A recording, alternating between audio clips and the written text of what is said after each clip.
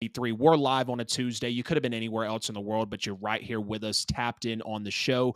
Appreciate y'all joining us tonight as we had an absolutely loaded weekend of college football and the NFL as well. We'll have front half college, back half NFL. Of course, before we get started, y'all please make sure to like and share the stream wherever you're watching. Subscribe on YouTube, hit the bell so you never miss a post. You know the infamous QR code that appears on the top of your screen. If you scan that, it's every bit of social media and podcast content at the NFL with AJL. If you can't find us, you're simply not looking hard enough. I know we've been gone for a few weeks, so I really appreciate you guys sticking with us. We've got an absolutely packed show. Hope y'all have had a great September as we get through it. Again, football season is upon us. Week 3 done in the NFL, week 4 done in college football, and we're starting to see a lot of things shape up that we might have suspected coming into the season. As always, when we talk about college football, you know it's going to be the segment of the Double A. Welcoming my brother, Alan Spradlin, as always, to the show. I know it's been 3 weeks, man, and you're a hell of a man for still wearing that Florida State shirt. How are you holding up, bro? After this past weekend, we're hanging in there. A dub's a dub. It was ugly, but yeah. I'll Hey, take like it. like you told me, man, we got 60 minutes to win a football game. And I was like, you know what? I might drive that bargain till the day I hit the grave and even after, bro, because it's 100% 60 minutes of football. Let's go ahead and jump into it, man, as we got USC and Michigan.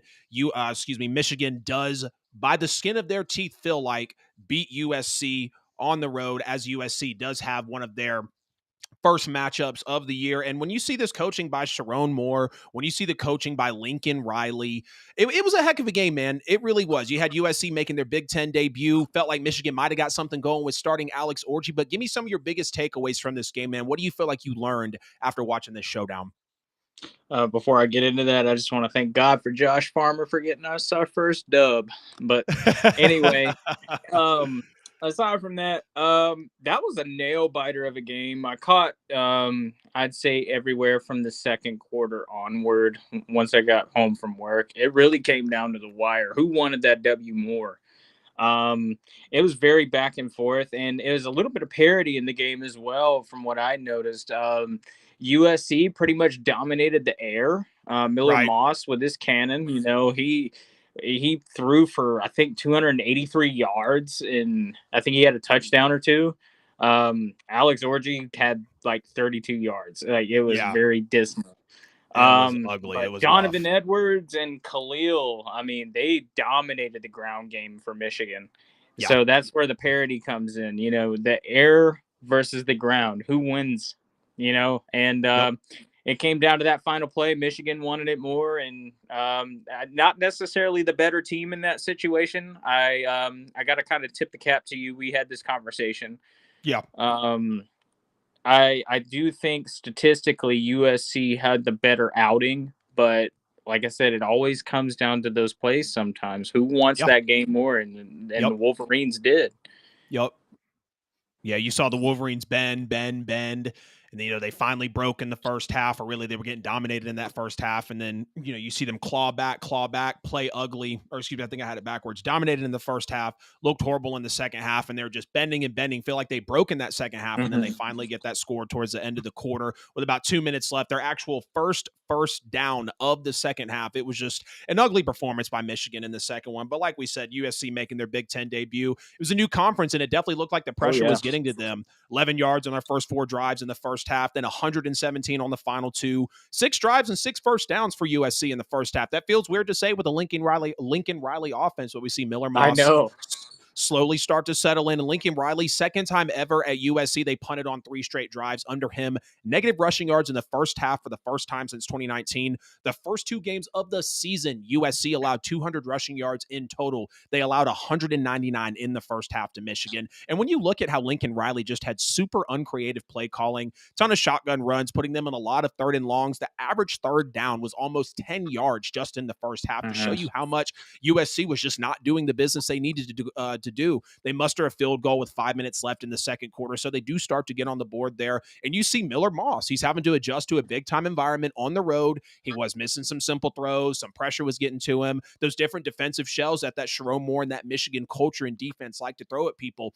126 of his 134 passing yards in the first half literally came in the second quarter. And you see him throughout the game. He warms up down the stretch, leads a great scoring drive to open up that third quarter. He overcame that rookie mistake in throwing that pick six too, because once Michigan started running that one back to the house, I was like, ooh, looks like Michigan might really run with this one. But then you see he battles it out, a lot of third and longs, taking snaps on his own goal line out of the gun. And that was, I was looking at Lincoln Riley in a big way, like, you're not setting Miller Moss up for success. This guy took multiple snaps with his heels on his own goal line.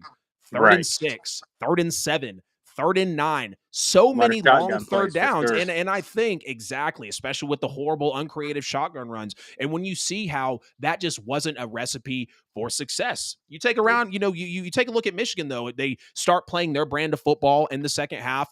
It feels like they might have some life, right? Finally starting Alex Orji, but he didn't look the best. 7 completions on 12 attempts for 32 yards. But Michigan told us up front. They told us what they were going to do. They ran the ball 4 straight times to start the game. And you look at the play calling. 46 rushes, 12 passes with an 80% run rate. And it was the complete opposite for USC. Like you said, man, they were really airing it out. Mullings and Edwards absolutely putting on a show when they couldn't be stopped. It kind of felt like walking in. Speaking of that new life, I've said a couple times, this was a super struggling offense. So maybe Alex Orji was going to get it going. Sharon Moore was really going to show out. Sixth worst in the nation in giveaways walking into this game. And even with Michigan, you wanted to see some more creative play calling. That really reared its ugly head in the second half. Halfway through the fourth quarter, everybody, for listening, to wonder how bad Michigan actually was in that second half, and they sneak away with the win. Michigan had 6 rushing yards in the second half and 7 total yards of offense on their first 3 drives. It took until 2.5 minutes in the fourth quarter to get a first down, and Mullings almost took it home. Will Johnson has a day with his pick 6, 9th pick of his career. He's going to be a guy that plays on Sundays, no doubt. And even though you said you feel like the better team won in this, Michigan got outplayed worse in the second half than they outplayed USC in the first half, but they executed their final drives. It wasn't over till the fat lady sings. Quadruple zeros on the clock. And they stood USC up on that fourth down to win the game. And they just took it to them at the end of it, man. They scored when they had to, using all 60 minutes. I kind of thought it was a heck of a coaching battle in a way once the game started to play out. First half all Sharon Moore, second half all Lincoln Riley. But at the end of the day, I don't think it was the best outing from either of these guys, really. Far from it. To show what they're really capable of. So with USC, we know they're going to air it out. Lincoln Riley's going to have his quarterbacks throw a ton of times. USC does have a sort of a formidable defense with Danton Lynn now. And as Michigan, they're going to play that Jim Harbaugh, Sharon Moore, smash mouth. We're sending 20 guys to the NFL every draft, and they're going to play on Sundays because that's the type of pressure and that's the type of pressure and coverage and defense that Michigan throws at you. Tennessee beats Oklahoma 25-15 to welcome Oklahoma to the SEC. Give me some of your takeaways out of this one, Alan. Well, the score really says it all. I mean, 25-15, but don't let that fool you. It was 22-3 going into that fourth quarter. Yeah, that score does not indicate Tennessee's offense and defense were controlling all the phases of that game. They really were. Nico is a force to be reckoned with that football. Domination. I mean, I don't want to butcher his last name because it is a little bit of a complicated one, but I do feel like Nico. Yeah, exactly. I mean, dude had 13 of 21 passing yards, pass completions, excuse me, and 100, I think it was 194 yards, if I'm not mistaken. Not too great. And 1 touchdown. I mean, second win over a ranked opponent. Tennessee is what we believe them to be. They deserve that number 6 spot that they had, and now number 5. Tennessee jumped up to number 5? Well, in the power rankings they did. I don't know about the AP and coaches poll, but in a way, I kind of, look, man, we're talking about the same team that beat my team in a national championship. I don't have any nice words to say, but I mean, honestly, they're a force to be reckoned with. They are a threat in the SEC. Nico is a Heisman watch list candidate, if you ask me. Yes, he is. They just played lights out football. And like I said, that score pretty much just tells you what kind of game it was going into that fourth quarter. And Brent Venables kind of tried to muster up some things, changing quarterbacks from Horrible what I've offense from heard. Oklahoma. Oh, yeah, it was terrible offensive outing for Oklahoma. It didn't look like Oklahoma football at all to me. No. Not what we're used to anyway. Right. Especially from Stoops and then Riley and then now Venables, Yeah. Big shoes to fill when a guy like Lincoln Riley leaves, bro. Exactly. Major shoes. And like I said, I just think the better team won in that situation, second-ranked opponent victory, and I think we could see more to come out of Tennessee this season, honestly. Yeah. Second, who was the first-ranked opponent that they beat? Am I missing something? Because they didn't have much of a schedule coming in. They had Kent State. They had, I think, like Tennessee Tech. I think that's just the first. Let me check their schedule because I'm like, wait a minute. Yeah. You're good, bro. No worries. I'm pretty sure they beat two ranked opponents, but I'm not sure. Yes, when they played NC State. You're absolutely correct, brother. I forgot. They blew the damn doors off NC State. NC State was only 10 of the 13 points that Tennessee had allowed walking into the game against Oklahoma. My whole point was this was a hell of a SEC debut for Nico. Yeah. I mean, best heck of a debut. And a lot of people will be like, oh, you can't really call it that because, Oklahoma's just settling into the SEC rhythm. And I get that argument. But at the same time, Texas is fit right in. So, and that's their arch nemesis. Mm-hmm. So that's like comparing Alabama and Auburn. They're both SEC schools at the end of the day. So, like I said, I think the best is yet to come for that young man in that offense. Yeah. Nico played one of his worst games, probably will be one of his worst games of the season, and they still were able to win. And it was a big test for Nico Iamaleava. First career road start, first SEC game of the year. I really like Nico at quarterback. I mean, 6'6", 330 pounds, quick on his feet, but he doesn't depend on his legs. He's got a good arm. He can throw strikes. He's young, so he's got plenty to learn. But I think being with Josh Heupel and in that Tennessee Volunteer, just community and what this program has been over the past years with a Joe Milton, with a Hendon Hooker, I don't see why it'll be any different for success when it comes to Nico Iamaleava. And when you look at how he... Say again? You're kind of muffled. Coach Heupel for beating his alma mater. Yeah. If you would just put your I think you might just set your phone down on something. It was kind of muffled. Oh, no, my bad. No, you're good. I could see you talking, but I could tell it was muffled. No worries, though. For Nico being on the road, first career road start, you're playing a ranked opponent. You're in Oklahoma, first SEC game of the year. I think he played, decent considering that Oklahoma does have a decent defense, and Nico did turn the ball over twice. Again, one of the worst games he'll possibly play all year, and they won on the road. Now you have Oklahoma being welcomed to the SEC in one of their, in this one on their home turf, sporting a great defense and going against the number one offense in the country. Again, we knew that Tennessee had put up 191 points and only given up 13, NC State having 10 of those. But before we really get into it about Tennessee, Oklahoma's got a problem. Some people are going to say it's a quarterback problem. Some people are going to say it's an offense problem. I kind of view it as a combination of both, more leaning on the offensive problem.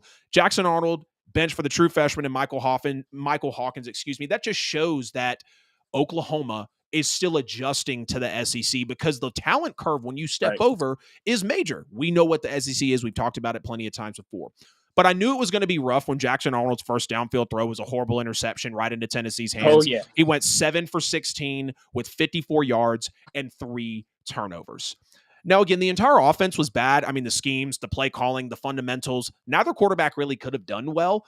And Brent Venables is going to be in the spotlight after this one, just because like we talked about last year, well, I know it wasn't specifically you on the show, but people, if you've watched, Colorado versus Colorado State, all the amount of penalties that were in that game, you're either coaching it or condoning it. So with this type of offense at Oklahoma, under Brent Venables, you're either coaching or condoning this at this point. Yeah. And just to kind of give a spectacle of a play that really reflected how busted this offense is looking. First of all, the O-line looks weak. There's no run game. You're basically throwing a backwards pass on an RPO, which is really just a modified triple option, with the wide receiver standing behind the quarterback. And Tennessee knew this, real collegiate simpleton type offense when it came about because they're running this triple option type of scheme. They got one guy on the quarterback, one guy on the running back, and one guy possibly guarding the pass, which is a wide receiver. So there's really no reads to make. And Jackson Arnold just couldn't get it done. Obviously, you have Michael Hawkins come in, and he's really playing in the same scheme. They're just having him run the football now because you're down 22-3. And they tried running the football. They have him passing the football now. They tried running with Jackson Arnold and it just wasn't working, but they kept trying and it was just very, very ugly. And then you're down by too much. So again, you have to have the true freshman come in and start throwing the ball all over the yard. But Tennessee defensive line, man, they're playing no games. I mean, a safety in this one, all over the quarterbacks with pressure all night. Tennessee's defensive line is very astounding. They are showing out. Finally gave up a touchdown after not doing so in their first 15 quarters. But again, shout out to that Oklahoma defense. Tennessee didn't come easy onto points either. Outside of the strike to McCoy from Nico for the touchdown earlier in the game, that was just an absolute sniper of a shot. Field goals, a safety, and a hard-fought 1-yard touchdown run. Goals. Oh, yeah, is how Tennessee got their points. Now, I'm still going to give hats off for a top 15 matchup. Second-ranked win. I forgot that NC State was ranked for that short amount of time. They're on the road in their first SEC game of the year against a great defense, and they come out with a win when their star quarterback doesn't play well. Shout out Josh Heupel, man. Shout out to Tennessee. Some people want to declare Tennessee as national title contenders right now. I'm not there yet. I don't really care about who they played before this game, and this game showed them. This game showed that Tennessee, against other competition, you're going to see them play not down to their competition, but they didn't really have anybody coming forward. Yeah, you could say they played the ranked team in NC State, but they blew the doors off of them. And they were on the road in that one, too. You and I both know that Norman, Oklahoma is not an easy place to play. It's a very hostile environment. Not at all. Very hostile environment, It's not an easy place to play at all. And the NC State game was not on the road. That was actually a neutral site game, if I'm not mistaken. I think you're right. I think you're correct there. Yeah, I think that because with this one being... It was a kickoff game, I'm pretty sure. Yeah. Yeah, it was a kickoff game. It was a kickoff game. But yeah, great game between Tennessee and Oklahoma, honestly. Maybe not so much of a great game, but a lot of good takeaways from it. You learn something about Tennessee. You have some questions about Oklahoma. Now let's get into our Heisman watch, Alan. We are now 4 weeks through the college football season. We've got some quarterbacks. We possibly have some defensive players that might want to play both ways. We got a running back in the mix possibly for Heisman, at least for my 4 that I'm looking at. I might have just revealed my list a little bit to you. Let's talk about Heisman candidates. Let's talk about Heisman candidates at this point in the show and at this point in the season. Give me some of your guys. Tell me why you got them on there. All right, man. So what I'll do is I'll go ahead and give you all 5 of my guys. And really, you could make an argument, it's, at least for my my list. All of my guys are quarterbacks. I know the whole quarterback award, controversy and whatnot. Yeah, that's why it was so special when Devontae Smith won it. I was all for him winning it too. Yeah, I was his biggest supporter there. Touchdowns. I was like, that's the guy. But anyway, in no specific order, but in kind of a specific order, I got Cam Ward, Nico Yimalaya, or however you pronounce Don't his say name. That again. Yeah, I know. I'm not going to try. I'm sorry, Nico. You're a great quarterback, and I really like you a lot. I hate your school, though. Quinn Ewers, Jackson Dart. Yeah. And Jalen Milroe. I say I know you hummed a little bit there at Quinn Ewers. I know he's injured. Yeah. I know he's injured right now. He's great, though. But he's such a great mentor to Arch Manning. But I'll go into my Cam Ward for a little bit here. 89 of 123, right?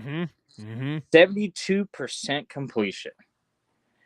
1,439 yards. This is this season. Yeah, for 4 weeks. Only 2 picks. 2. 1 touchdown. 12 carries, 89 rushes. I mean, I think that speaks for itself. I mean, for sure. Look, you're looking at arguably the best quarterback in this, draft class, if you want to put it that way. Yeah, he's definitely making his way into a first-round pick. He's making his way. I mean, he was already impressive at Washington State when he was there. Yeah.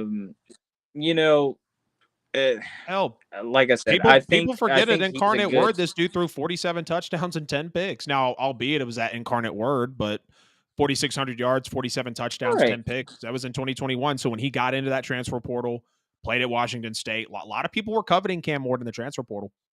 Exactly. I mean, I wanted him at Florida State, not the Hell yeah. travesty we have now. But in any case, I'm not going to get into that too much.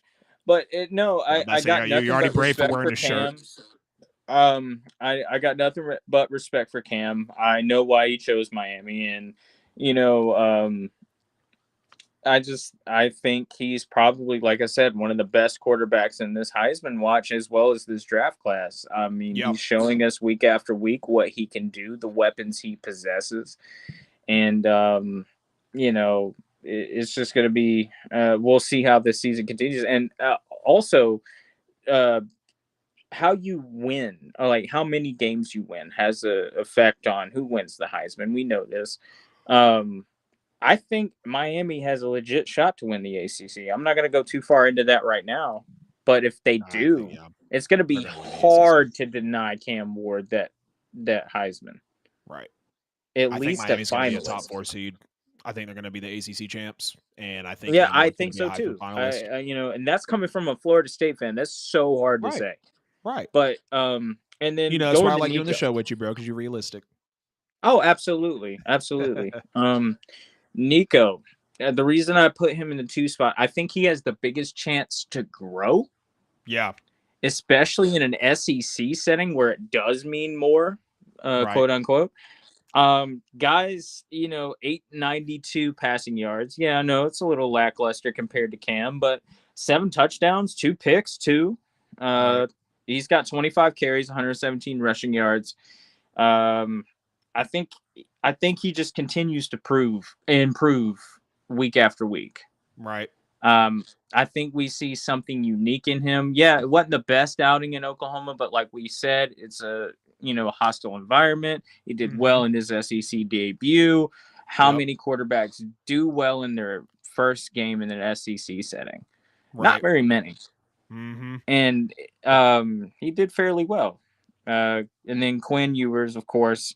I mean, I can't say anything that hasn't already been said about him. His leadership in the locker room, his mentorship on Arch Manning. Arch Manning, yeah, he was looking a little suspect, but he threw a couple picks. But I mean, everybody he's played against or every rep he's had, he's shown us he's a Manning. Oh yeah, but Manning with speed is downright scary. He's doing the right thing by sitting behind Quinn, learning the system, learning the offense, how it works, how it clicks. And Quinn is a great mentor to him. Yeah. And not to mention, he's 58 for 79 on this season, 64%, I think, roughly. So once he gets cleared of injury, he'll just be better. And then Jackson Dart at number 4. This dude could win. Yeah. The Heisman. Yeah, his numbers are very impressive. They are. 12 touchdowns, 1,554 yards, 3 rushing touchdowns. I mean, 15 total touchdowns. He's got the best completion rating in the SEC. That's hard to do. Right. Because, they play lockdown defense in the SEC. There's always a corner looking to get you.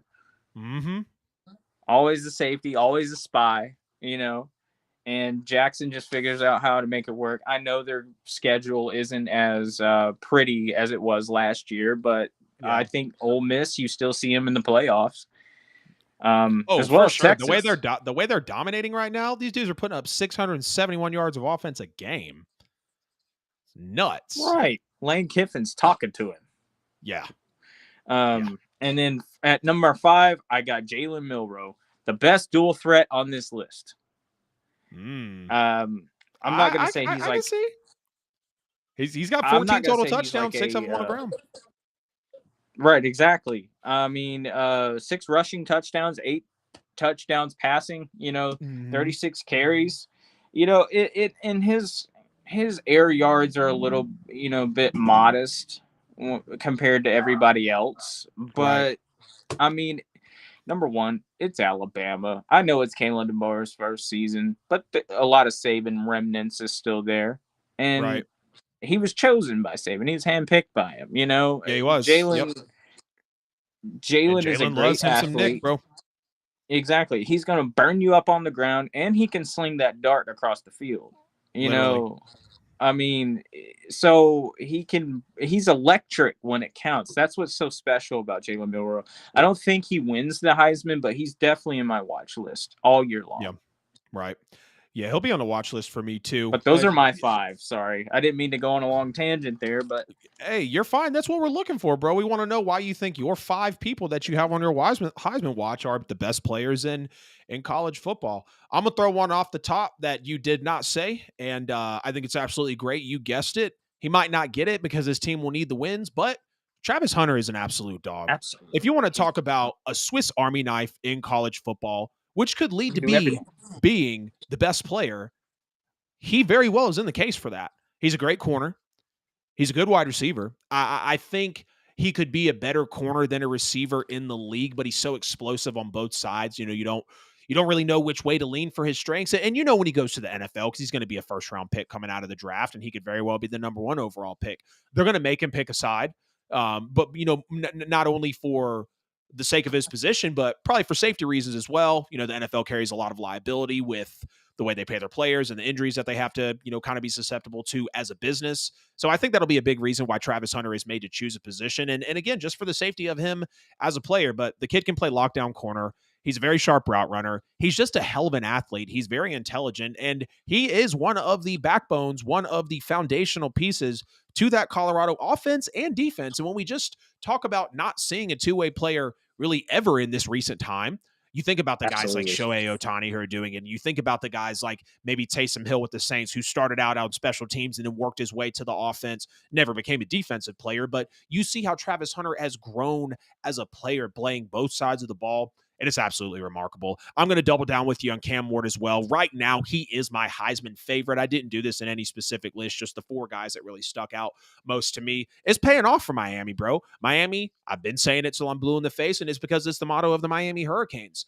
They are now being rewarded and have the best karma, juju, energy, mojo, pizzazz, whatever you want to call it, from the recruiting class that they pulled off this season.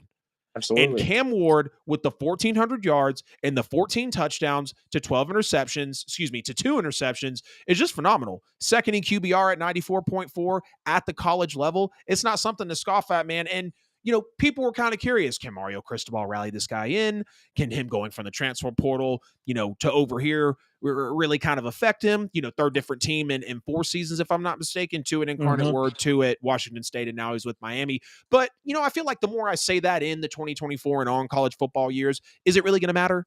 Because the transfer portal is what it is. And we're going to see guys come out of the portal, just like we saw Baker Mayfield, just like we saw Kyler Murray, just like we saw there's a couple of other Heisman winners out there I know that went through the portal, came out. Joe Burrow, of course. I can't believe I almost forgot him.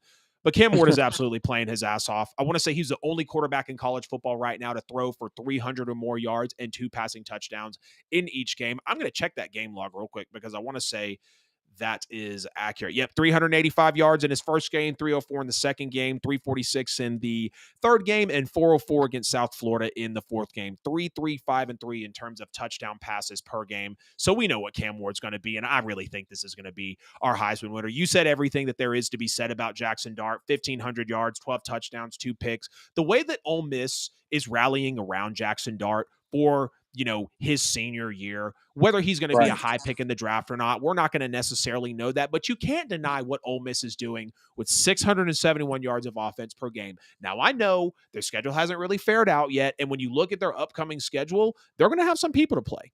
There's no doubt about that. But I think Jackson Dart is very, very well deserved so far for being here, especially, again, with the position that Ole Miss is in. He's got as good a chance as anybody, possibly not being the best in college football when you look at some of the other players that I think are just a little ahead of him. And then the last one, and I believe this guy could be ahead of him as well, is Ashton Jeanty, running back for Boise State. 56 carries, I don't blame you. 586 yards, 9 touchdowns, 10 and a half yards a carry. Yeah, I saw him too. I'll say that again. 9 touchdowns, 10 and a half yards a carry. Yeah. And when you go take a look at his game log, he's an absolute monster. And I know you want to go look at his game log and say, oh, well, all they did was play Georgia Southern, and then they played Oregon, and then they turn around and play Portland State. But This kid is putting up numbers: 267 in his first game, 192 in his second game, 127 in his third, 6 rushing touchdowns against Georgia Southern to start it off. And we know that that really put him on the map. And Right. it is Boise State, but the kid's playing who's in front of him. He's an absolute monster. Absolutely. He's got as good a chance as anybody to run for 1,1600 yards as a college running back, which is a definite feat. And you know, once you get to the NFL, it's going to even be more of an accomplishment as well to be able to run for that many yards. Oh, absolutely. Boise State has to. So my Heisman watch, if he comes to the AFC or NFC South, boy, oh boy, they're going to feed him that ball. For sure they will. My 4 Heisman watchers: Travis Hunter, Cam Ward, Jackson Dart, and Ashton Jeanty. Last segment before I let you pop out of here and I get into some NFL, man. Let's talk about the most impressive teams thus far in the 2024 college football season. Take it away, man. If you just want to go through all 4 and explain why like you did with the Heisman watch, that's perfect. All right, man. Number 1, the team to I based this off of the teams to beat. That's the most important thing for me. After this past weekend, I got to really see some of the nitty-gritty of NCAA football this season and what teams are about what, excuse me. Number 1 spot for me is Texas. They look like a force to be reckoned with. I mean, they got weapons at every position. I mean, they're doing amazing in their SEC debut. This is their first season, and so far, anyway. Right. It's a strong start, but I have no doubt we see them in the playoffs. Steve Sarkisian has been prepping them to be an SEC caliber team for the last 4 or 5 years. I think ever since they beat Georgia in that bowl game. They've really been prepping to meet their match. You know, that I think that comes from the Saban prowess. 2, the Dogs. I mean, the back-to-back champions. What else can I say? It's Kirby and company here. They're going to do whatever is necessary to win that football game. Yep. I know they had a dismal outing against Kentucky, and it came down to the better team there. But Kroger Field is hard to play at on a good day, you know. And I mean, and also another thing, they haven't given up a touchdown in the first half in the first 3 games. Yep. That alone, Kirby's got that. Oh, I want you to stand on their neck mentality. That's what you have to do with Georgia. You have to do it. They'll take you off the map. We saw it when they played Ole Miss last year. Exactly. He learned that from Saban. I mean, watching the Clemson game live with you, I told you, I said, man, they'll be in the playoffs this year. Don't you even fret about that. Right. They dismantled them. They held them to, what, 3 points? Yeah. It was ridiculous. I mean, I hate to use that word. They ran away with it. Respect it. 3, Tennessee impressed me. They look like a team to beat in the SEC. I'm not saying they're winning the SEC or anything like that, but they can sneak into that playoff situation. With it being a 12 team this year, they got a strong quarterback. Yeah. Heupel knows how to get his players in gear. Yeah, he does. You know, once a national champion himself, he knows what's required. Right. That's what I look for in a team. And as much as it pains me to say it, because they've beat me, and not only are they rivals of UGA as well, Tennessee looks like a strong, determined team this year. Yeah. So I got them in my top 5, which I only have 5. 4, Ohio State.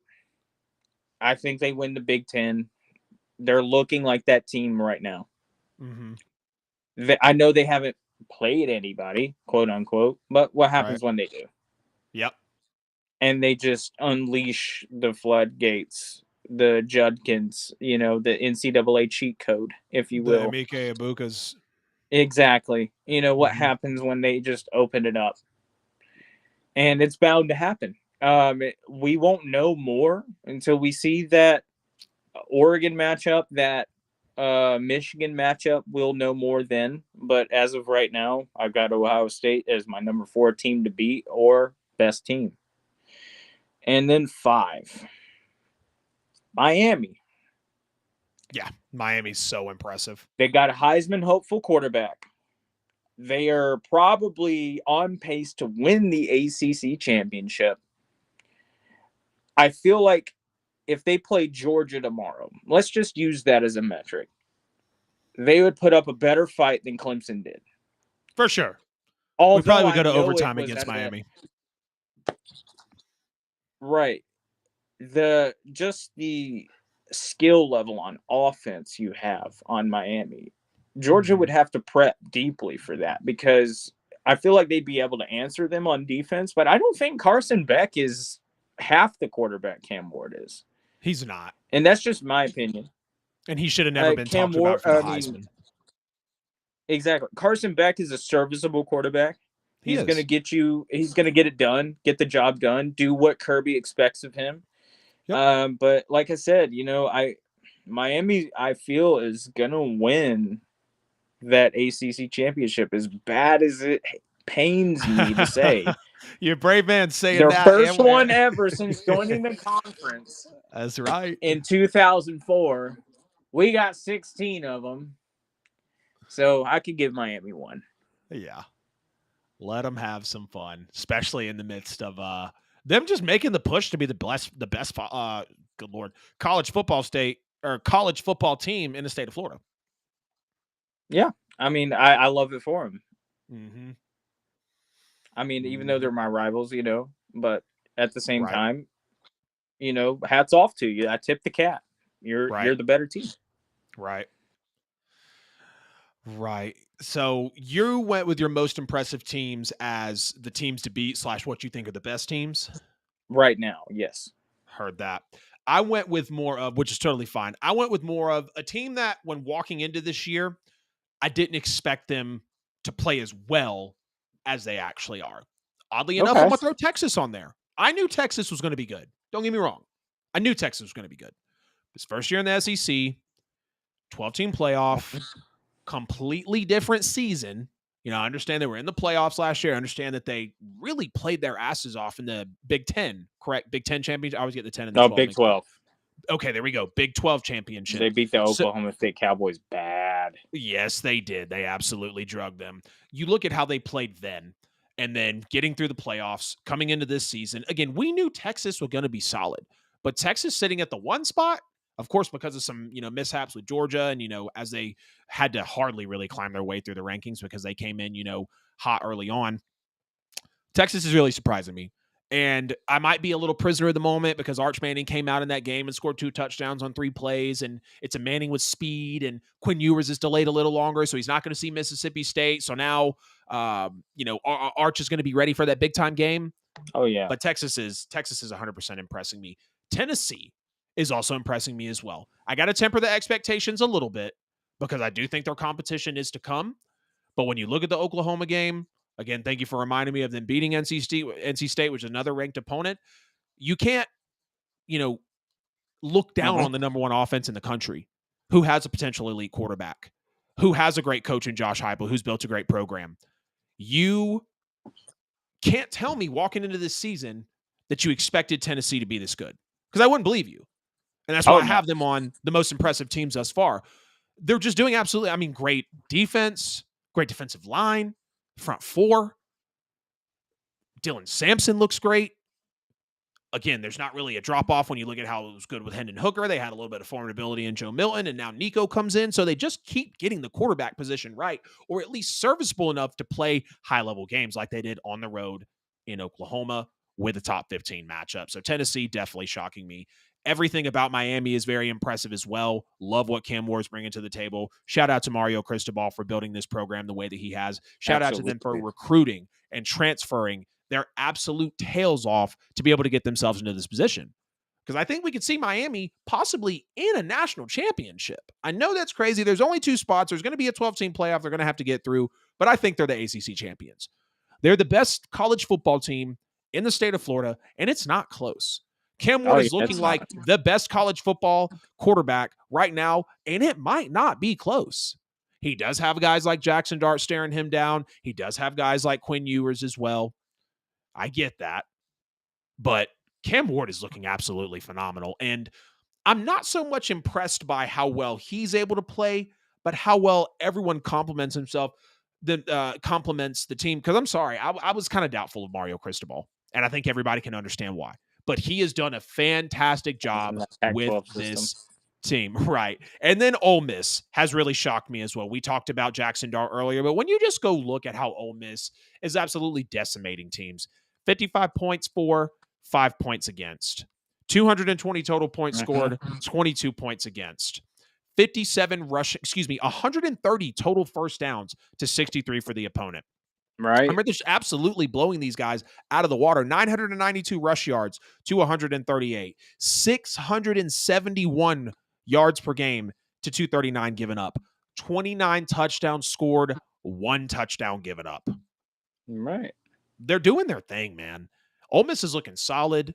You sometimes forget that they're floating around there in the SEC because you know, I feel like Ole Miss doesn't get a whole lot of attention. It's all about the Georgias and the Alabamas and the Florida States. And now here's Miami, and you had the Tennessees. And, you know, when NC State was getting a little bit of talk. But when you sit back, bird's eye view, damn, this team's come to play. And this team could very well be in contention for the SEC championship. As much as I don't like to say that because I feel like my dogs have kind of with Alabama just ran that conference.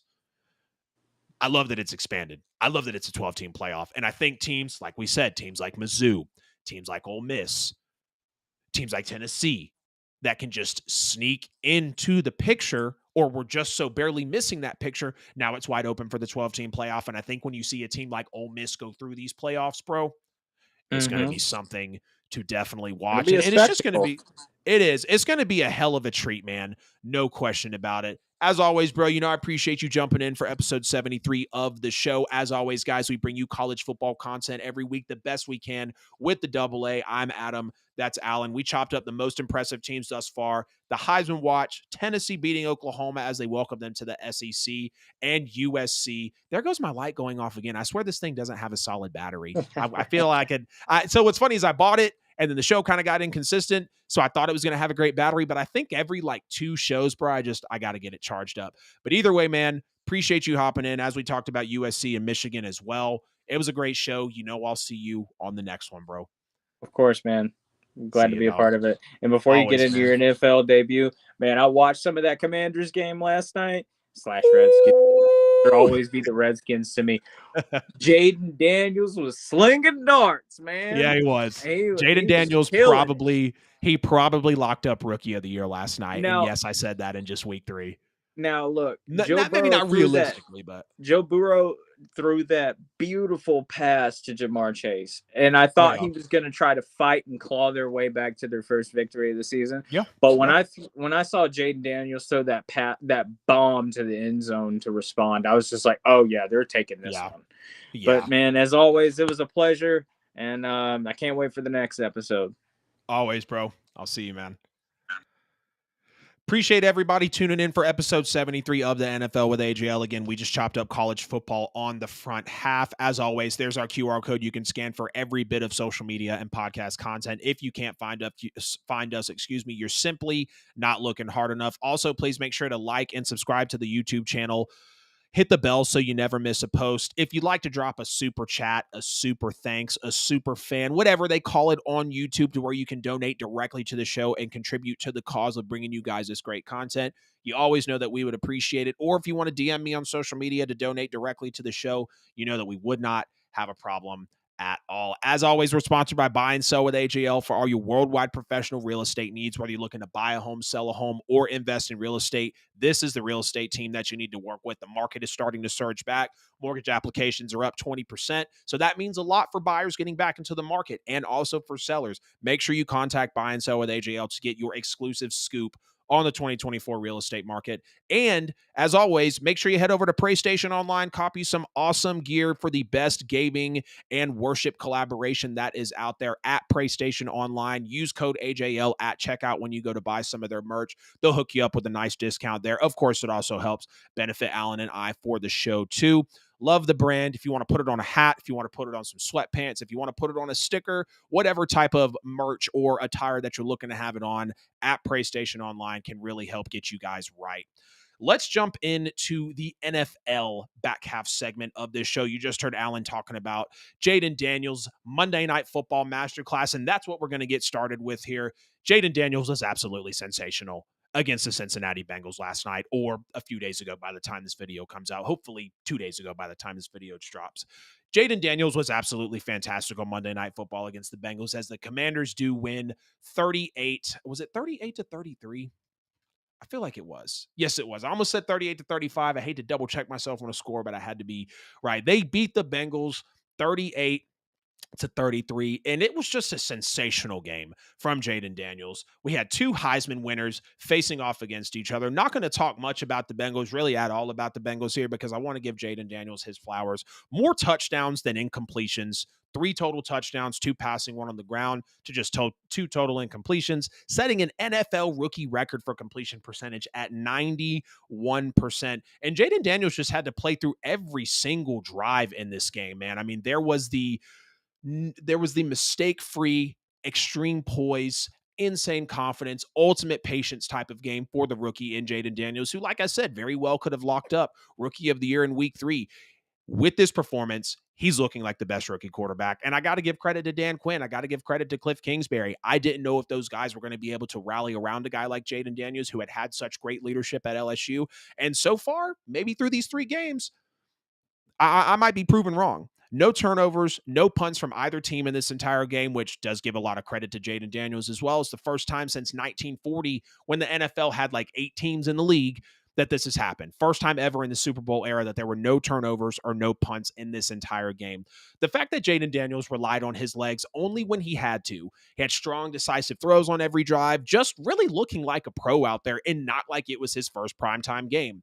On the road in Cincinnati, all things considered, in that hostile environment, first Monday Night Football game, and he absolutely shows up for the occasion. The two big time throws to Terry McLaurin, especially the bomb later in the fourth quarter. I mean, my goodness, the fact that a rookie in Jayden is able to make those type of throws for a franchise like Washington, who has been waiting, who has been longing for the talent of Jayden Daniels to come forward, and here he is, rightfully so. He did overthrow Terry McLaurin actually a couple times earlier in this game when the blitz came, and he made up for it later. He also overthrew him going to the right pylon. I can't remember exactly in the game when it was, but if you watch the game, you know exactly the overthrows that I'm talking about. And just seeing the confidence and the poise of Jayden Daniels going through his reads, throwing in between defenders multiple times. I just find that so impressive for a guy who's still learning an offense. And I guess incorrect shout out to Cam Taylor-Britt for him saying that it's a very collegiate offense. They keep it very simple for him. Well, that very simple collegiate offense put up 38 points on you, and you could not stop them. Now, I know Washington turned around and gave up 33 points as well, but Jayden Daniels gripping this offense week after week, game after game. If this team stays healthy, they're going to be very scary. They could be very scary. Now, that is a lot to say if they can stay healthy with a guy like Zach Ertz, with a guy like Austin Eckler, seeing if Brian Robinson can make it through an entire season. And when Jayden decided to use his legs and scramble, it was very smart scrambles. He was patient in the pocket. He wasn't antsy. You even see him breaking Joseph Ossai's ankles on a run where he just cuts back up the middle. 2 very good 4th down conversions by the hands of Jayden Daniels as well. The touchdown pass to Luke McCaffrey was an excellent pass over the middle as well. I mean, just a confident strike, putting it right over the middle of the field.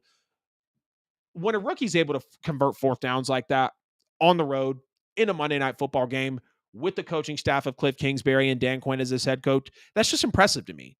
And I got to give some credit to those guys again, because clearly if this team is able to do this more times than not, we could find them being in the playoffs for the NFC. Doing that to a Louis Anarumo defense on the road, knowing that the Bengals just came off of a really pissed off loss against Kansas City, whether you do or don't want to say that Kansas City got bailed out by the pass interference. It was pass interference, and it is what it is. The Bengals just happen to be on the other side. You play them tougher than they played the Chiefs, which has to give you some sort of hope and some sort of confidence, right? You were able to match that intensity level that it felt like they were showing Kansas City. In Kansas City. Was it in Kansas City? It was in Kansas City, 26-25. That was a great game. Loved watching that game. I just really hope Austin Eckler stays healthy. I really do. This could be a super powerful offense if they keep it up. And Eckler is a monster. Terry McLaurin is a monster. Got to keep things rolling for Jayden Daniels and the Washington Commanders. The Eagles shocked the Saints 15-12 in New Orleans. I'm sure y'all are probably happy you haven't heard from me yet, because the New Orleans Saints were looking absolutely phenomenal through the first 2 weeks of football. Had me feeling a little delusional, because the only time another team had come out and put up 91 plus points through the first 2 games of the season was the 2009 New Orleans Saints, when they won the Super Bowl, and the Super Bowl's in New Orleans this year. But that was 2 weeks ago. That was a week ago. This game kind of exposed those weaknesses that us Saints fans were worried about coming into the year. Eric McCoy going down on the third play changed everything that this game was supposed to be about.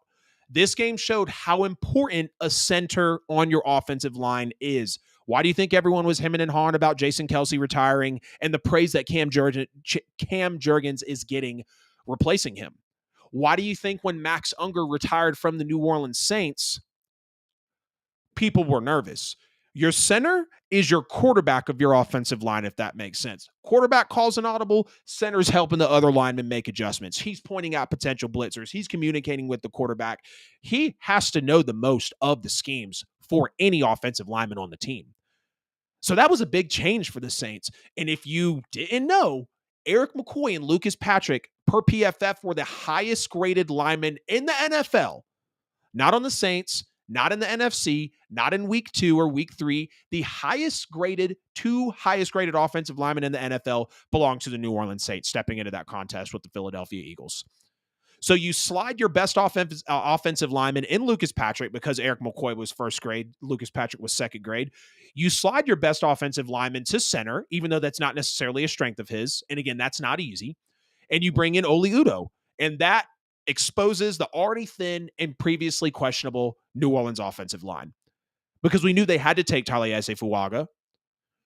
We knew that with Ryan Ramczyk more than likely missing most of the season, it was going to be tough. And I did not have extremely high hopes for the Saints coming into the year. Yes, I knew Clint Kubiak was going to be that savior for us, and it showed through 2 weeks. But it shows that the offensive line depth is basically non-existent. It's thin. I mean, the run lanes, the pass protection, it just wasn't there, which in turn ruined the play calling all around. Speaking of the atrocious play calling, did Clint Kubiak turn into Pete Carmichael for this game? I understand your center's out and that throws off everything, but there was absolutely zero creativity on anything. I mean, by the end of the third quarter, why are you still running the football? And I'd said earlier in, about the end of the first, midway through the second, end of the second, and maybe in the beginning of the third, I'm kind of understanding. I'm telling my buddy Darby that's watching it with me, you keep pounding it up the middle because you're looking for that Rashid Shaheed deep shot over the backside. You're looking for that Chris Olave. You're looking for that play action where Derek Carr is so efficient, he gets to set his feet with protection in the pocket and deliver like he's done to Shaheed for the last couple of weeks. You got to love it, but you can't love it when your offensive line is completely thrown out of whack. You just can't. And why are we running Derek Kamara? That's how it felt. Why are we running Alvin Kamara up the middle like he's Derrick Henry? The run was not there. The run should have been given up on. I know your defense is pitching a shutout through basically 4 quarters. You're up 3-0. But you're getting dominated in the trenches, and that doesn't allow anything. Minimal pre-snap motion, not too much play action at all. I mean, it was just unrecognizable New Orleans Saints offensive play compared to the first 2 weeks. Outside of the deep shot to Rashid Shaheed, which should have been caught, it was barely underthrown by Derek Carr, but it did bounce off Shaheed's chest. So Carr did well enough. Derek Carr was super ineffective with the pressure on him, and then he throws a horrible interception to end the game. I don't really even care for the play call because all you have to do is go down the field and get a field goal to tie. You don't even have to get a field goal to win. Just get a field goal to tie. And here comes the blitz up the middle. Derek Carr throwing pressure off his back foot, interception, and there's the game. Vintage Derek Carr under pressure to end the game moment. I'm not asking him to be perfect. I'm not asking him to scramble outside the pocket. But just don't make that throw. Throw it deep out of bounds. Scramble out of the pocket and throw it out of bounds. Live to see another play. I mean, that's what we come up with. That's what we run when we need a field goal at home as a number 1 offense. Again, Eric McCoy going out, it changed everything because Vic Fangio and Jordan Davis and Jalen Carter and Brandon Graham and Zach Bond gave us hell. No other simple way to put it. So I'm going to give a major shout out to Vic Fangio. Excuse me. I praise the Eagles big time for hiring him this year, and it definitely showed in this game. I knew Vic Fangio was going to be phenomenal because the Eagles defense was the worst in the NFL last year statistically. Maybe they were 31st in yards, but they were damn sure 32nd in points, or vice versa. They were not good statistically. And when Miami let go of Vic Fangio, I said, damn, Miami just had a formidable defense this year. I mean, turnovers, points allowed, yards allowed, number of interceptions. I mean, go look at the video on the channel. I praised Vic Fangio going to the Eagles. And Vic Fangio put on a masterclass in this game. An absolute defensive masterclass. That is how you coach defense in the NFL. Now, yes, he had the privilege, the benefit of the best offensive lineman in the NFL through 2 weeks going out and sliding a guy who hasn't played center all that much. I think oddly enough, the Bears brought him in to play center, but the Bears are the Bears, right? You slide him over to do his best, and you just absolutely go to town. You eat the Saints up. Rashid Shaheed had 0 catches. They said, you can beat us anywhere else, but you're not beating us with the deep ball on Rashid Shaheed. And we got one look at it. He saw that it was there. Fangio locked that up, and we never had another downfield shot to bring it back into the game. The Eagles were not going to get beat deep. And I respected it. Vic Fangio is him. Vic Fangio is one of the best defensive coordinators in this league. People want to shout out the defense. I will in a way. They only give up 15 points. You're pitching a shutout going into the fourth quarter. You did the best you could. But snap for snap, Philly was getting what they wanted. I mean, Saquon Barkley averaging over 8 yards a carry. Dallas Goedert having a record day. Devontae Smith before he got knocked out of the game. I mean, it just felt like there were not many defensive stops for big explosive plays anyways. Yes, we obviously made them punt a lot. Yes, obviously we pitched a shutout going into that. But the way that the defense bent, and then finally broke, we gave up 460 yards of offense in the game. And we put up 218, 220 as a team. That's embarrassing. That's extremely embarrassing.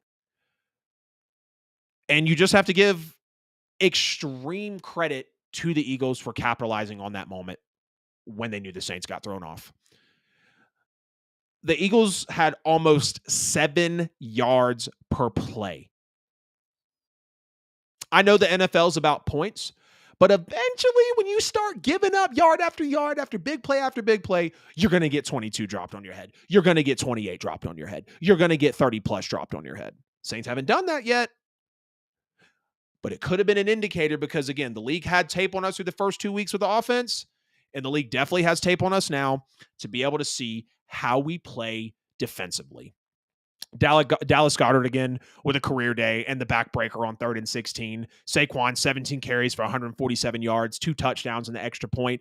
This was with no A.J. Brown and no Devontae Smith, who got hurt later in the game. Imagine what could have possibly happened. I mean, Jalen Hurts threw for over 300 yards. There was a ton of big plays from his arm, and the defense just bent a ton through 3 quarters and finally broke in the 4th.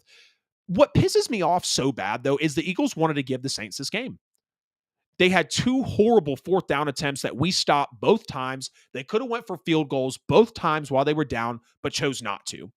You pick Jalen Hurts in the end zone, you strip sack him, you block a punt, and the Saints didn't do shit with it. They lost the game. You basically stole 5 possessions and lost the game. Dennis Allen passing on the field goal after the block punt is absolutely inexcusable and shows who he is as a coach. A horrible situational football coach. It reminds me of when we were up 17-0 in the 4th quarter on the road last year against Green Bay, and we lose to Jordan Love, who had not nearly hit his stride yet. Dennis Allen, again, falling short in a situational football moment. We could have been up 6-0. We make them go score a touchdown to go ahead by 1. It just changes the dynamic of the game. I mean, you're in the driver's seat. Running man coverage on 3rd and 16 reminds me exactly of what Dennis Allen did when the Saints lost to the Niners 48-46 in December of 2019. It was arguably the game of the year. The Saints were at home. It was huge. Jared Cook, 2 first quarter touchdown passes, goes out with a concussion. I mean, it was like it was like Rams Chiefs Monday Night Football, but it was December of 2019. And you know exactly which game I'm talking about. Man coverage on this play is just stupid. Blanket the field, keep everything in front of you, and you see our defenders colliding with each other. I mean, Devontae Smith is out. A.J. Brown is out. Obviously, you know Saquon is a threat, but who else are they going to be looking for the primary target when Goddard had already had, to that point, 9 catches for 110? And he breaks your back with the 61-yarder at the end of the game. Just for the Saints to not take points. I mean, why do coaches hate points? Nick Sirianni is an absolute buffoon for what he did, and he still came away with the win. That's probably the only reason he'll keep his job. But if the Eagles would have lost this game, you're possibly looking at Nick Sirianni not being an employed man in the NFL today. It's just what it is, because it was bad coaching on both sides. Now, people want to say the Devontae Smith hit was dirty. He was still up. The refs didn't blow the whistle. I don't think it was a dirty play. If you would have, the Saints are Bush League and they're front runners and Bounty Gate 2024, right off in the sunset with your ignorance, baby, because it's bliss according to you. If anything, Devontae Smith should have went down because he was still putting up a fight.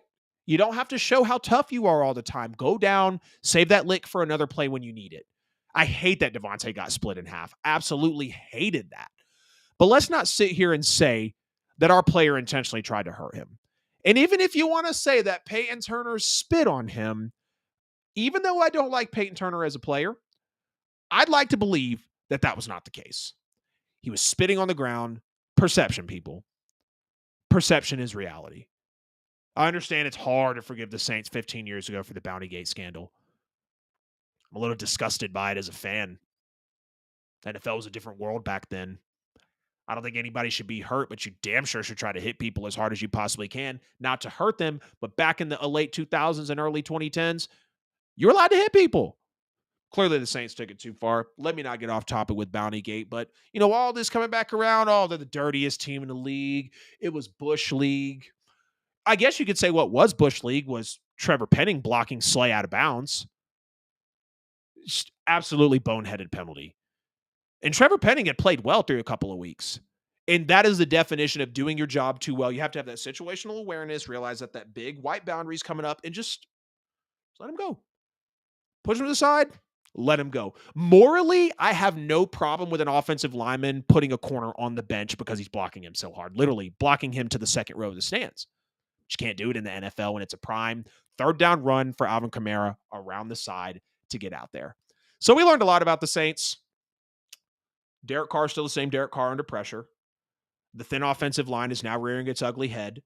And if the offensive line in the trenches can't get set, Kubiak might not be able to do his thing. And on top of it all, Cam Jordan plays his career lowest snap since being with the New Orleans Saints. I think this is Cam's last year. Cam, I've loved what you've done for us. I hate that you came over just a little after we won the first Super Bowl. I hate that we couldn't get you back to the second one despite being in position umpteen times. But you know what, man? You've served an amazing role with us, and I'll always love you for being a Saint, Cam. You were one of the true players for life in this wild NFL. But, Saints have a lot to learn. They fall to the Eagles 15-12 at home, fall to 2-1, and they go on to play Atlanta this Sunday, which thankfully I will be there at that game. The Ravens beat the Cowboys in Dallas 28-25, and the Cowboys just look like the same old Cowboys in this game. I mean, pure domination by Baltimore, it was pure domination by Baltimore before basically almost pulling a 28-3 with Tom Brady on the call to put themselves into 0-3. But the Ravens didn't do that. Even if you can't trust the Ravens with a fourth quarter lead, even if the Ravens wanted to go for 2 early in the season, toe on the line,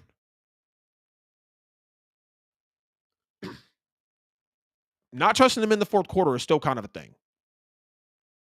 And they almost did it again here. Over 12 yards per play at the end of the first quarter for the Ravens just showed how they were dominating this game. I mean, you just keep seeing Derrick Henry getting more involved in this offense. The most carries, the most yards per carry, and the most touchdowns in the game, in a single game on the season for him. 25 carries for 151 yards and 2 touchdowns is not easy to stop. 6 yards per carry just absolutely broke this defense in half for Dallas. And the Ravens run away with it for basically all of 3 quarters. And, really what I heavily expected with the Ravens signing Derrick Henry and bringing him in, it took only until about week 3, which is when it finally broke out. You signed Derrick Henry to take the pressure off Lamar. You aim to make him more comfortable, more confident, more efficient in the pocket as a passer. So he's not having as much usage. He can conserve his energy by not scrambling as much and just really become that lockdown guy from the pocket, because we know that he's great off script. We know that he's hard to contain. We understand he's a 2-time league MVP. But you look at the lowest passing attempts at 15 in a game for Lamar this season, and Derrick Henry does the rest. Even though the defense did almost blow it, you still have to look at that as a fact of this game. Dallas, again, can't stop the run. They get 8 up on the ground. They can't run the ball themselves. They give up 274 rush yards on the ground and only put up a measly 51. They can't run the football. They are the Buffalo Bills and what the Bills have been for the last 4 or 5 years rushing the football outside of Josh Allen. Yes, James Cook has finally started to coming around, which is great for the Bills. But we know there for a while, the Bills really needed to get a star running back. I remember pitching Saquon Barkley to be able to go to the Bills. This is where the Cowboys are. The Cowboys need a running back. The Cowboys are not good at running the football, and they cannot stop you from running the football. So you're going to wear them down, and the defense is going to be on the field for a long time. Just to show you how bad this rush defense is this year compared to last year, and we really see the exit of Dan Quinn really taking its toll here. The Cowboys have surrendered 8 rushing touchdowns in 3 games this year, approaching the total of 14 they allowed in 17 total games last season.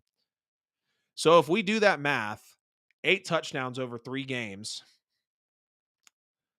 that's 2.6 touchdowns a game. You multiply that by 17. The Cowboys are on pace to give up 45 rushing touchdowns this year. That'll be horrible. I don't think it'll happen that way. I think they'll make some moves at the trade deadline, but nonetheless, they've already given up half of what they did entirely last year, rushing touchdowns, in 3 games this year. 8 this year, 14 all of last year. I think the big turning point in this game as well was CeeDee Lamb's fumble that was 9 yards away from the end zone early in the second quarter. Scoring a touchdown right there would have gotten the Cowboys within 4 points really early. That would have made the score 14-10, but the Ravens recovered that fumble. It led to Dallas not finding the end zone again until the fourth quarter, which they, of course, tried to garbage time their way back into this game. The Cowboys are the second team in the 21st century to have halftime deficits of 15-plus points in 3 straight home games. The wild card versus Green Bay last year when they lost 48-42, against the Saints last week when they lost 44-19, and now the Ravens when they lose 28-25. Down by 15-plus points at halftime in 3 straight home games. They're only the second team to do it in the 21st century. And, did we really learn that much more about the Cowboys? We know that they love to play well in garbage time. Again, we know they can't run the football and they can't stop anybody from running the football, and they're just flat out being embarrassed in front of their home crowd. It's just another vintage Cowboys getting smacked around. Dak Prescott makes you feel like he'll win it in garbage time for you. Garbage time your way. You'll stat pad your way back into it.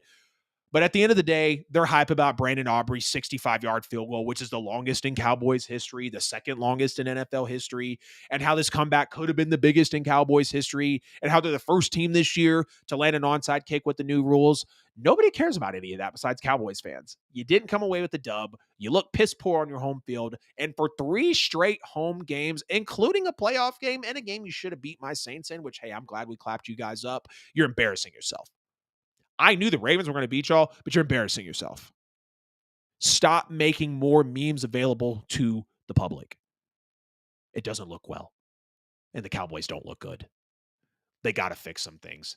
Ravens win 28-23. Absolute domination. Almost pulling Atlanta Falcons. Super Bowl type of action with Tom Brady in the booth. And speaking of the Falcons, before we get out of the show tonight, the Chiefs beat the Falcons 22-17. Let me check the comments as I just see that. My boy Brun's hopping in the chat. Love hearing you snap on the Aints. It was dirty.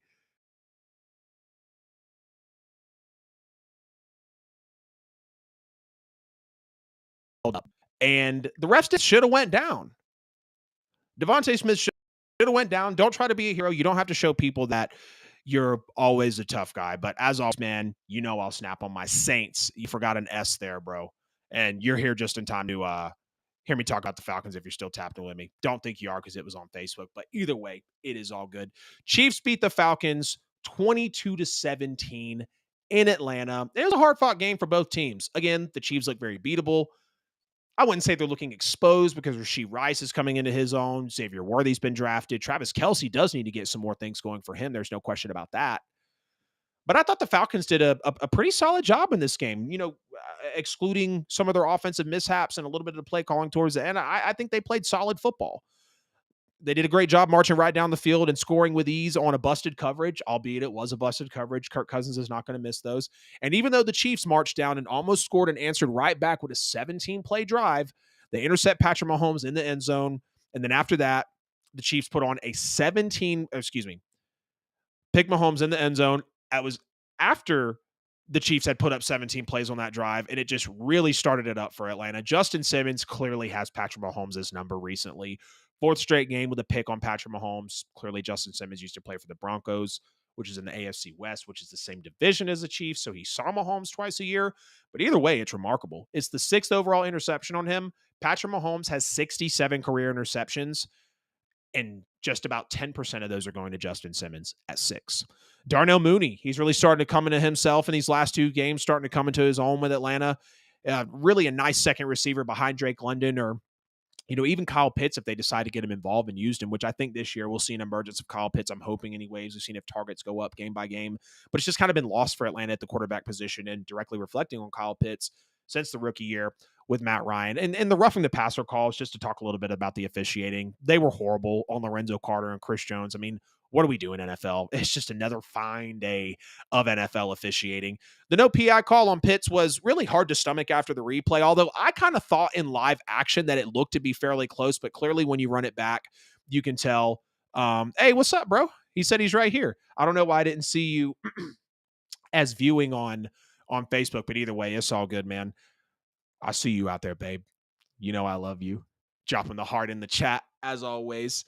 The no PI call on Pitts, live action, I thought it was kind of close because, okay, you could argue the arms are here, but they're not wrapped around. Ball's coming in kind of tight. But when you run it back, you can tell it was a tad early on the contact.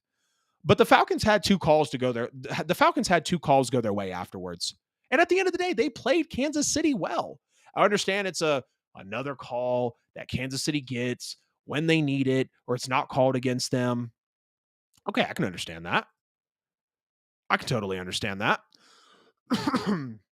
But Atlanta had 2 calls go their way, and they didn't capitalize on this. And again, I keep wondering when Kyle Pitts is going to receive a vital role in this offense. I mean, after him, there was Drake London, and then there was Bijan Robinson, and then you sign Matt Ryan 2.0 and Kirk Cousins, and you still only have 12 targets on the year. It just baffles me. You took a tight end 4th overall, and his targets cut in half the year after Matt Ryan left. Understandable. Jumped up about 40 the year after. Understandable. But 12 targets through 3 football games? You guys realize if Kyle Pitts is only getting 3 targets a game, he's only going to have 51 targets on the year, which would be his career low. His career low was 59 the year after Matt Ryan left. He had over 100 targets in his rookie year, of course, for Matt Ryan. We can understand that. But I just hate seeing Kyle Pitts not get incorporated into this offense. It's just frustrating to know how good of a player he is. And I laughed my ass off when the Falcons drafted Kyle Pitts. Just call it what it is. They didn't need him.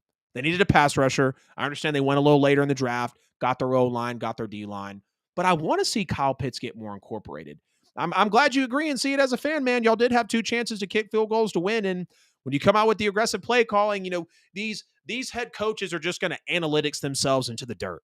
Dennis Allen's a prime example. John Harbaugh's a prime example. Nick Sirianni's a prime example. Maybe Raheem Morris is going to be an example as well.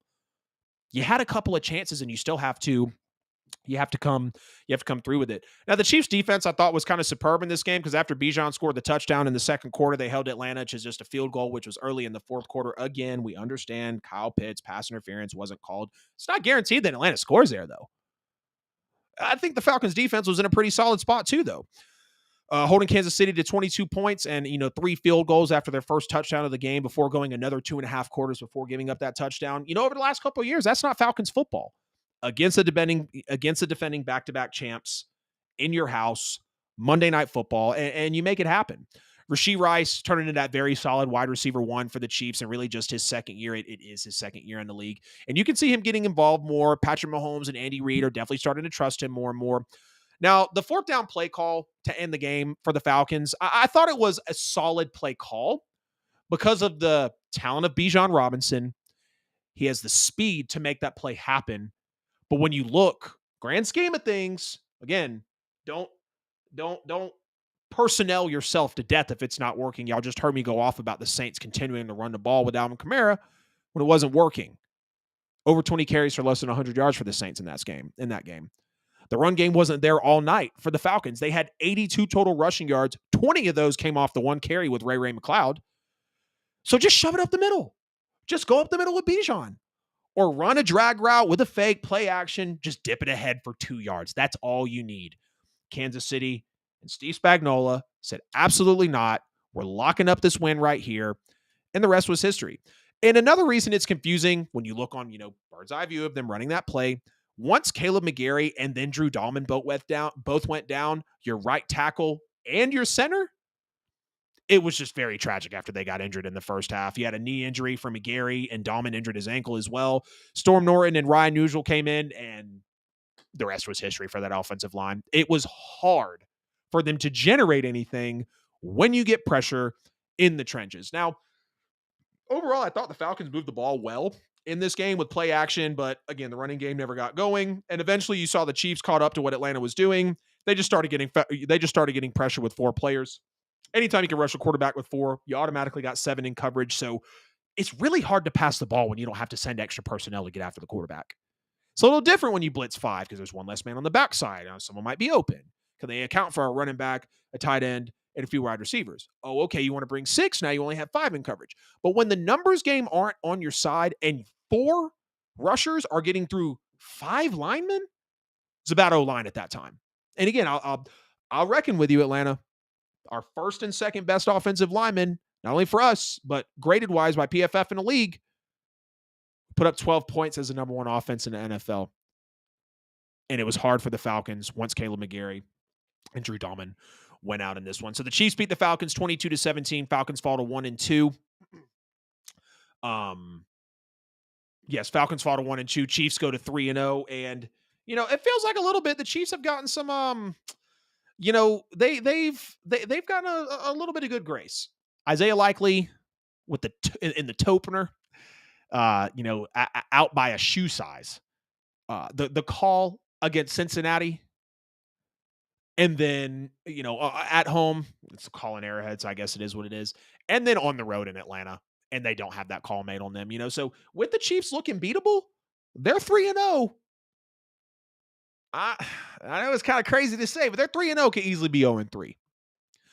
That was episode 73 of the NFL with AJL. I appreciate everybody jumping into the show tonight as we chopped up college football with USC at Michigan. We did the Heisman Watch, the most impressive teams thus far. Tennessee at Oklahoma. Jayden Daniels turning into him and putting on that Monday Night Football masterclass. The Eagles shocking my Saints. The Ravens and the Cowboys, and the Chiefs beating the Falcons. As always, before we get out of here, please make sure you like and subscribe to the show. Hit the bell on YouTube so you never miss a post. As always, the QR code in the corner of the screen will give you every bit of social media and podcast content.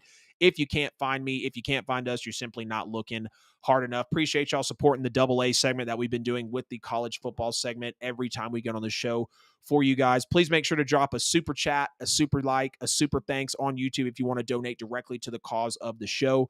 Don't forget to check out Buy and Sell with AJL, best real estate team you can find in South Atlanta, and at PrayStation Online for some awesome merch. As always, I love y'all, I need y'all, and I will see you